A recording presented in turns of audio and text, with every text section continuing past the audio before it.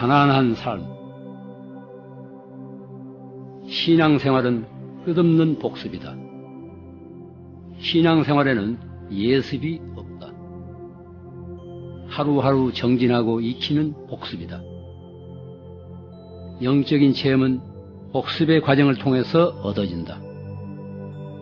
종교적인 체험이란 하루하루 비슷하게 되풀이되는 복습의 과정을 통해서 얻어진다. 복습은 단순한 반복이 아니라 새로운 시작이다. 어제의 정진은 어제로서 끝나고 오늘은 오늘대로 새로운 시작이다. 우리가 사는 이 세상을 사바세계라고 한다. 사바세계가 무슨 뜻인가? 참고 견뎌나가는 세상이란 뜻이다. 참고 견디면서 살아가는 세상이기 때문에 거기에 삶의 묘미가 있다. 모든 것이 우리 뜻대로 된다면 좋을 것 같지만 그렇게 되면 삶의 묘미는 사라진다. 보왕산매로는 말하고 있다. 몸에 병이 없기를 바라지 말라. 몸에 병이 없으면 탐욕이 생기기 쉽다. 그래서 성인이 말씀하시기를 병고로서 양약을 삼으라 하셨느니라. 병을 앓을 때 신음만 하지 말고 그 병의 의미를 터득하라는 말이다. 몸이 건강했을 때 생각해보지 못했던 일들을 병을 앓을 때 생각해 보라는 것이다. 내가 하루하루를 어떻게 살아왔는가? 내게 주어진 인생을 어떻게 살아왔는가? 나는 얼마나 충만하게 살아왔는가? 스스로 자기 성찰을 할 수 있는 계기로 삼으라는 것이다. 오늘날 우리는 얼마나 허약한가? 옛날 농사를 지으며 흙을 딛고 살던 시절에는 흙으로부터 많은 기운을 받아들일 수 있었다. 흙의 교훈을 몸소 익힐 수가 있었다. 그래서 그렇게 허약하지 않았다. 그러나 오늘날 우리는 가진 것도 많고 아는 것도 많으며 여러 가지 편리한 시설 속에 살고 있는데 체력과 의지력은 자꾸 떨어진다. 그것은 흙으로부터 멀어지기 때문이다. 대지로부터 멀어지기 때문에 허약해지는 것이다. 이 세상을 고해라고 하지 않는가? 고통의 바다라고. 사바세계가 바로 그 뜻이다. 우리가 이 고해의 세상 사바세계를 살아가면서 모든 일이 순조롭게 풀리기만을 바랄 수는 없다. 어려운 일이 생기게 마련이다. 어떤 집안을 놓고 보더라도 밝은 면도 있고 어두운 면도 있다. 삶에 곤란이 없으면 자만심이 넘치게 된다. 잘난 체하고 남의 어려운 사정을 모르게 되고 마음이 사치해진다. 그래서 보왕산매로는 세상살이에 곤란 없기를 바라지 말라고 일깨우고 있다. 또한 근심과 곤란으로서 세상을 살아가라고 말한다. 자신의 근심과 걱정을 밖에서 오는 귀찮은 것으로 생각하지 말아야 한다. 그것을 삶의 과정으로 숙제로 생각해야 한다. 자신에게 어떤 걱정과 근심거리가 있다면 회피해서는 안 되고 그걸 딛고 일어서야 한다. 어떤 의미가 있는가? 왜 이런 불행이 닥치는가? 이것을 안으로 살피고 딛고 일어서야 한다. 사람은 누구든지 이 세상에 나올 때 남이 넘겨다 볼 수 없는 짐을 지고 있다. 그것이 그 인생이다. 따라서 세상살이에 어려움이 있다고 회피해서는 안 된다. 그 어려움을 통해서 그걸 딛고 일어서라는 우주의 소식으로 받아들여야 한다. 성인이 말씀하기를 장애 속에서 해탈을 얻으라고 했다. 장애가 없는 건 어디에도 없다. 한평생 세상을 살다 보면 무수한 장애물이 있다. 우리가 오늘에 이르기까지 얼마나 많은 장애물을 헤치고 왔는가. 그러므로 인생이란 일종의 장애물 경주이다. 아직 끝나지 않은 그러한 경주이다. 해탈이란 무엇인가? 그런 장애물을 넘어서 안으로나 밖으로나 자유로워진 상태, 안팎으로 홀가분해진 상태, 이것을 해탈이라 부른다. 그러니 장애라는 것은 해탈에 이르는 디딤돌이요 그 발판이다. 그와 같은 장애가 없으면 해탈도 있을 수 없다. 또 성인은 말씀하기를 작은 이익으로서 부자가 되라고 하셨다. 작은 것으로 만족할 줄 알아야 한다는 뜻이다. 행복의 비결은 결코 크고 많은 데 있지 않다. 오늘날 우리 현실은 어떠한가? 모두가 입만 열면 경제 타령만 하고 있다. 그러나 인간의 삶은 경제만이 전부가 아니다. 우리는 지금 너무 그런 일에만 치우쳐 있다. 오늘날 경제가 어려운 것은 일찍이 우리가 큰 그릇을 만들어 놓지 않고 욕심껏 담기만 하려고 한 결과이다. 이 불황은 우리들 마음이 그만큼 빈약하다는 증거이다.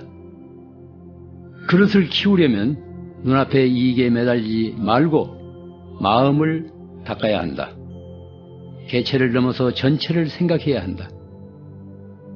소욕지족, 적은 것으로서 만족할 줄 알아야 한다.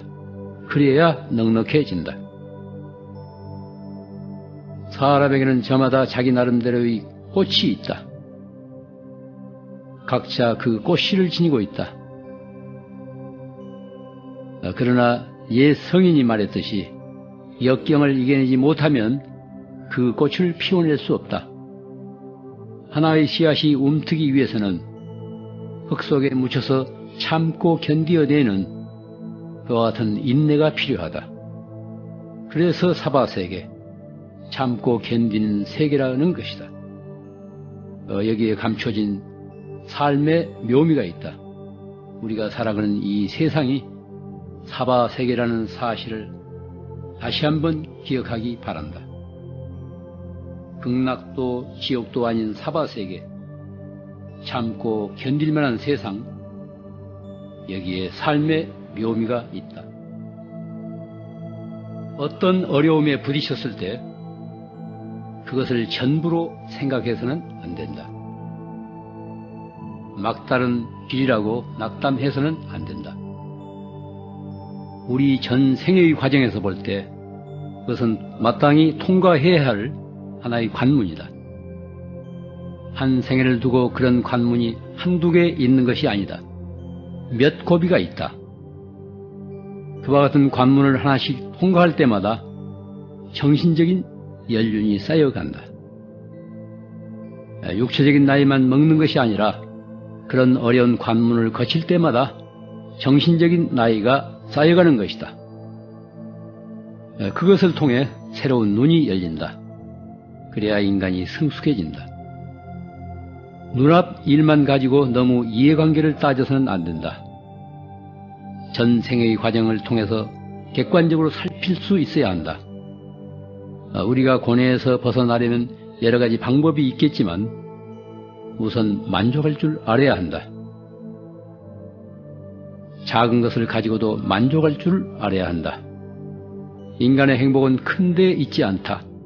지극히 사소하고 일상적인 조그마한 데 있다.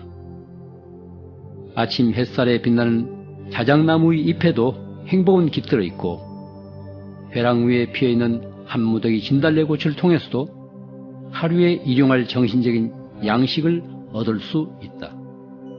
지극히 사소하고 일상적인 것 속에 행복의 씨앗이 깃들어 있다. 빈 마음으로 그걸 느낄 수 있어야 한다. 하나가 필요할 때 하나로서 만족해야지 부를 가지려고 해서는 안 된다. 그러면 그 하나마저도 잃게 된다. 그건 허욕이다. 그러니 하나로서 만족할 수 있어야 한다. 행복은 그 하나 속에 있다. 둘을 얻게 되면 행복에 희석되어서 그 하나마저도 마침내 잃게 된다. 이렇게 말하면 그러다 언제 잘 살겠느냐고 하겠지만 이런 어려운 시대에는 작고 적은 것으로서 만족하며 살아야 한다. 그래야 마음의 평화를 잃지 않는다. 노자는 도덕경에서 이렇게 말하고 있다. 죄악 중에서도 탐욕보다 더 큰 죄악은 없고 재앙 중에서도 만족할 줄 모르는 것보다 더 큰 재앙이 없으며 허물 중에서도 욕망을 다 채우려는 것보다 더 큰 허물은 없다. 죄악이라는 게 무엇인가? 분수에 지나친 욕망인 그 탐욕에서 온다. 그래서 경전에서는 탐욕이 생사윤회의 근본이라고 말한다. 탐욕은 자기 분수밖에 욕심이다. 노자는 뒤이어서 말한다. 따라서 넉넉할 줄 알면 항상 풍족하다. 결국은 만족하면서 살라는 가르침이다. 이 세상에서 영원한 것은 아무것도 없다. 어떤 어려운 일도, 어떤 즐거운 일도 영원하지 않다. 모두 한때일 뿐이다. 한 생애를 통해서 어려움만 지속된다면 누가 그것을 감내하겠는가? 도중에 하차하고 말 것이다. 모든 것이 한때이다. 좋은 일도 늘 지속되지는 않는다. 좋은 일만 있다면 사람이 오만해진다. 어려운 때일수록 낙천적인 인생관을 가지라. 덜 가지고도 더 많이 존재할 수 있어야 한다. 이전에는 무심히 지나치던 인간관계도 더욱 살뜰히 챙겨야 한다. 검소하고 작은 것으로서 기쁨을 느끼라. 우리 인생에서 참으로 소중한 것은 어떤 사회적인 지위나 신분, 소유물이 아니다. 우리들 자신이 누구인가를 아는 일이다. 나는 누구인가 스스로 물어보라. 이런 어려운 시기를 당했을 때 도대체 나는 누구지? 나는 누구인가? 하고 스스로 물어야 한다. 우리가 지니고 있는 직이나 본이나 재능이 중요한 것이 아니다. 그것으로서 우리가 어떤 일을 하며 어떻게 살고 있는가에 따라서 삶의 가치가 결정된다. 만족할 줄 모르고 마음이 불안하다면 그것은 우리가 살고 있는 세상과 조화를 이루지 못하기 때문이다. 우리는 우리 주위에 있는 모든 것의 한 부분이다. 저마다 독립된 개체가 아니라 전체의 한 부분이다. 우리들 한 사람 한 사람이 세상의 한 부분이다. 세상이란 말과 사회란 말은 추상적인 용어이다. 구체적으로 살고 있는 개개인이 구체적인 사회이고 현실이다. 우리 눈에 보이든 보이지 않든 혈연이든 혈연이 아니든 관계 속에서 서로 얽히고 설켜서 이루어진다. 그것이 우리 존재이다. 따라서 한 마음이 청정하면 온 법계가 청정해진다는 교훈이 있다. 한 송이 꽃이 피어나면 수천 수만 송이의 꽃이 잇따라 피어난다는 가르침이다. 이것을 추상적이라고 생각하지 말라. 한 집안에서 어머니나 아버지 혹은 자식 한 사람의 마음이 지극히 평온하면 메아리가 되어 모든 식구가 다 평온해진다. 그러나 가정의 중심인 어머니의 마음이 불안하다고 해보라. 그 마음은 그대로 아버지한테 전달되고 또 자식들에게도 옮겨진다. 왜냐하면 우리는 서로 연결되어 있기 때문이다. 한 뿌리에서 나누어진 가지들이기 때문이다. 어느 한쪽 가지에 이상이 생기면 나무 전체에 이상이 생기게 마련이다.